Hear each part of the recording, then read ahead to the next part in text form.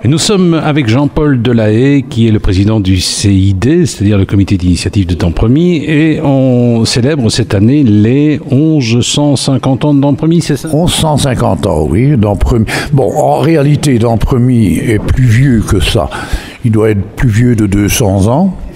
Mais on a pris comme date, pas nous, déjà depuis un siècle ou deux, on a pris comme date d'anniversaire, comme date de naissance plutôt, l'année 868, parce que c'est le premier document officiel où apparaît le terme Dampremy. Ça vient d'où Dampremy? Je me suis laissé dire, ça venait de Don Rémy.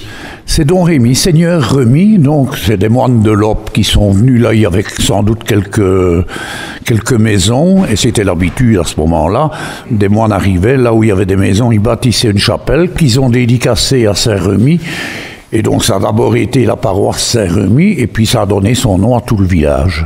Nous sommes avec Jean-Paul Delahaye, qui est le président du CID, le comité d'initiative de Dampremy, et on le rencontre à l'occasion d'une exposition qui a été organisée pour célébrer le 1150e anniversaire de Dampremy. Alors cette exposition, c'est vrai que ça n'a pas été facile de choisir les documents, mais enfin on l'a visité, on a découvert un certain nombre de documents. Par exemple, en tant qu'homme de radio, j'ignorais qu'il y avait une radio en 1928 à Dampremy.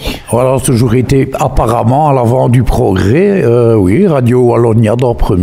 En 1928, c'est ça? En 1928, oui. Il paraît que quand on lit les documents, on se dit que c'est pas vraiment une radio commerciale et qui n'était pas aussi forte que Radio L, Radio Émile Lucas à Châtelineau. Apparemment non. Je crois que ça devait être une radio plus syndicale.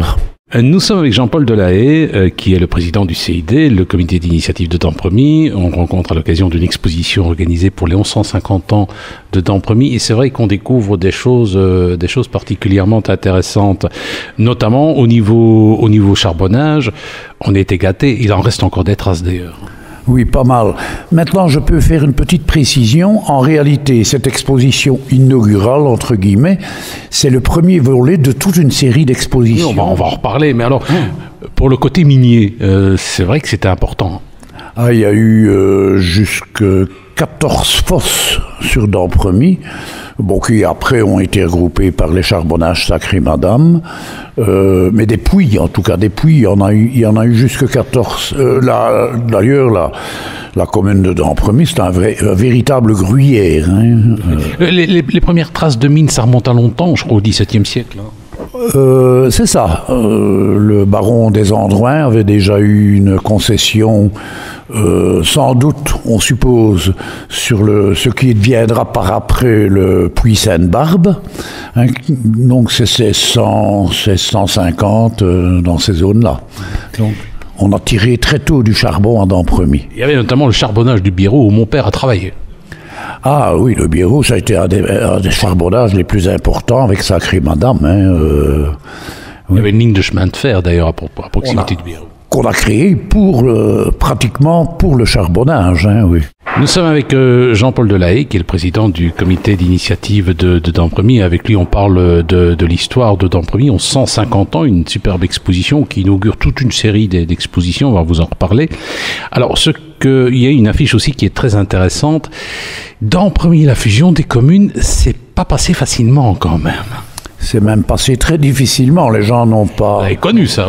Ah, ça j'ai connu, oui. Et nous avons d'ailleurs sorti un autocollant, Carolo, oui, mais mon cœur restera à Dampremy. Un autocollant qui a eu un succès, je crois qu'il n'y a pas une famille dans Rémoise qui ne l'ait acheté à cette époque-là. Non, ça a été très difficile. Et on a vu une fameuse différence entre l'avant-fusion et l'après, notamment au niveau des associations, des groupements. Donc il y avait jusqu'à 70 associations diverses, sportives, culturelles, religieuses, politiques, etc. à Dampremy avant la fusion des communes.